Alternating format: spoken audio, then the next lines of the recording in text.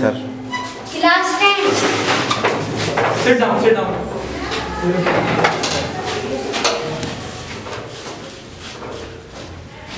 Bismillahirrahmanirrahim. Starting in the name of Allah, the most beneficial and the most merciful. So students, आज chemistry chapter 5 का हमारा आज second lecture है।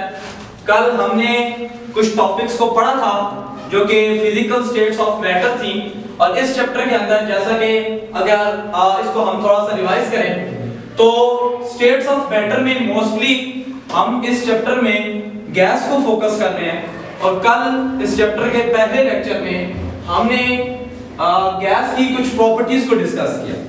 तो पहले 4-5 मिनट हम उसको रिवाइज करते हैं। तो जो सबसे पहली प्रॉपर्टी हमने पढ़ी थी गैसेस की वो थी डिफ्यूजन। तो आप में से कौन बच्चा शायद स्टैंड आप मुझे जरा बताएं what is diffusion? The movement of molecules from higher concentration. ठीक है, शाबाश। द मूवमेंट ऑफ मॉलिक्यूल्स हमने कल ये पढ़ा कि जब गैस के मॉलिक्यूल्स हाई कंसंट्रेशन से लो कंसंट्रेशन की तरफ आते हैं तो उसको हम डिफ्यूजन का नाम देते हैं। और इसकी एग्जांपल हमने रोटन एग की पढ़ी जो आपकी बुक के अंदर मेंशन है कि रोटन एग एक गंदे अंडे को कहते हैं। जब कमरे में गंदा अंडा पड़ा होगा या एज एन एग्जांपल कोई बंदा परफ्यूम लगा के आएगा तो जो परफ्यूम है वो वहां पे हाई कंसंट्रेशन है और उससे वो तमाम जो गैस के मॉलिक्यूल्स हैं वो पूरी क्लास के अंदर पूरी रूम के अंदर फैल जाएंगे, जिसको हम डिफ्यूजन कहते हैं। इसके बाद जो दूसरी चीज थी वो थी इफ्यूजन। कौन आप में से बताएगा? ज़रा स्टैंड अप, आप मुझे बताएं कि इफ्यूजन क्या होती है? The escape of a gas molecule from one wall to the ठीक है, शाबाश शाबाश, that is the escape of gas molecules। जब गैस के मॉलिक्यूल्स स्केप करते हैं एक होल से, एक छोटे से सुराख से, इसकी मिसाल हम एग्जांपल ये ले सकते हैं जैसे कि एक पंक्चर टायर, आपकी जो मोटरसाइकिल में या कार के अंदर जो ट्यूब होती है उसको उसमें जब पंक्चर हो जाता है तो आप किसी चीज के साथ उसके अंदर सुराख कर दें तो वो जो हवा वहां से स्केप करती है, निकलती है, उसको हम डिफ्यूजन कहते हैं।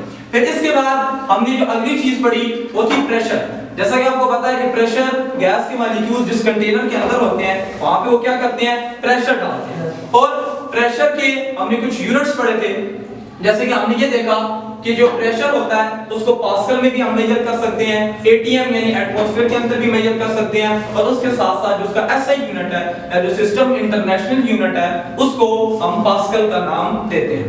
फिर अगली प्रॉपर्टी हमने देखी मोबिलिटी। जो गैसेस होती हैं दे आर हाईली मोबाइल। ठीक है, कोई बंदा आप में से कोई स्टूडेंट बता सकता है मोबाइल का मतलब क्या? आप खड़े हो जाइए बेनियामीन, बताएं। Mobility means get from one place to another. ठीक है, बिल्कुल कि मोबिलिटी का मतलब है कि आप ये कह रहे हैं मूवमेंट कह रहे हैं या एक जगह से दूसरी जगह मूवमेंट करना या कैरी करना किसी चीज को। जैसे कि फॉर एग्जांपल हमारी जेब में स्मार्टफोन या मोबाइल फोन है, उनको हम एक जगह से दूसरी जगह कैरी करते हैं तो दे आर मोबाइल। इसी तरह पुलिस की भी मोबाइल होती है। तो अगली इसके बाद हमने कल कंप्रेसिबिलिटी को पढ़ा। कंप्रेसिबिलिटी क्या होती है? जैसे कि मैंने एक डायग्राम आपके सामने बनाई हुई है, ये जब देखें अगर आप इस पे फोकस करें तो ये एक गैस का कंटेनर है। इस गैस के कंटेनर में जो गैस के मॉलिक्यूल्स होते हैं उनके दरमियान लार्ज एम्प्टी स्पेस है, जैसा कि आपको इसमें नजर आ रहा है। ये गैस का सिलेंडर आप कंसीडर कर लें, एक कंटेनर देखें, इसके अंदर मॉलिक्यूल्स में लार्ज एम्प्टी स्पेसेस हैं, मतलब कि मॉलिक्यूल्स के दरमियान बड़ी बड़ी खाली जगह है।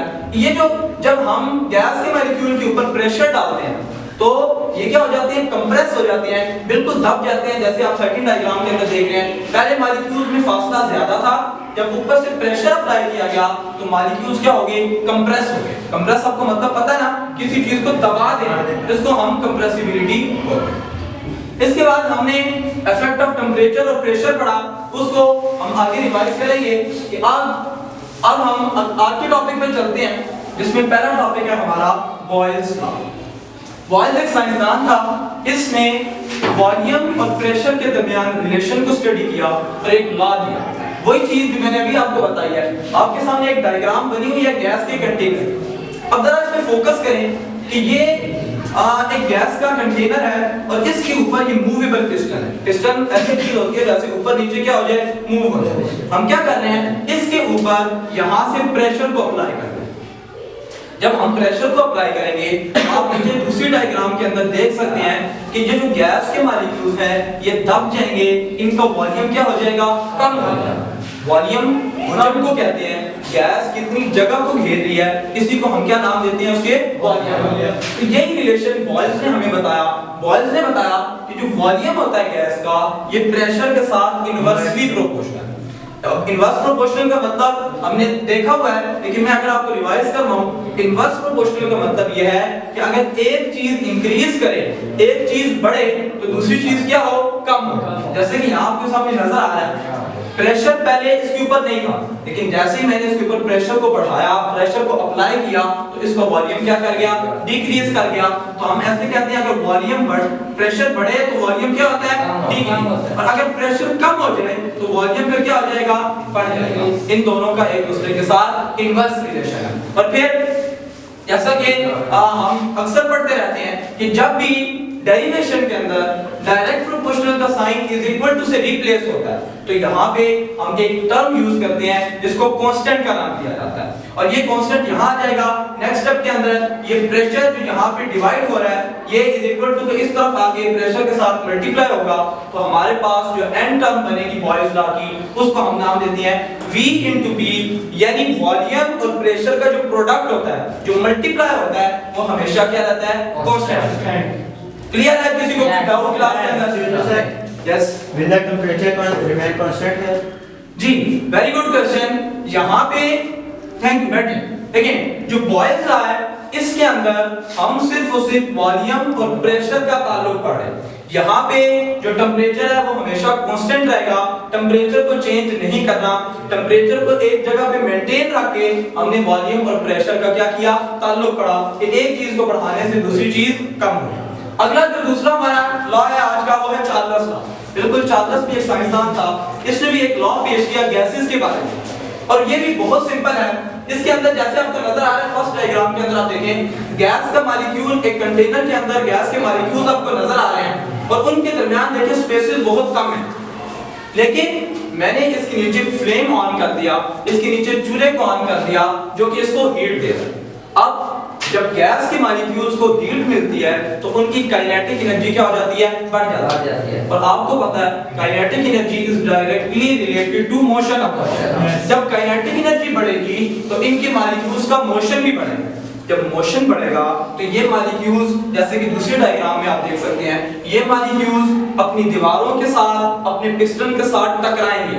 जब ये टकराएंगे तो ये पिस्टन अपवर्ड मूव कर जाएगा। तो हमने क्या पढ़ा, जब किसी गैस का टेम्परेचर बढ़ाया जाता है, हीट देने का मतलब क्या है, टेम्परेचर को बढ़ा देना। जब हम टेम्परेचर को बढ़ाते हैं तो गैस का जो वॉल्यूम होता है वो क्या कर जाता है, इंक्रीज। जैसे कि आपके सामने रिलेशन मैंने लिखा है कि volume of a gas is directly proportional to temperature of the body. क्या मतलब है कि जब हम गैस का टेम्परेचर बढ़ाएंगे तो वॉल्यूम क्या हो जाएगा, बढ़ जाएगा।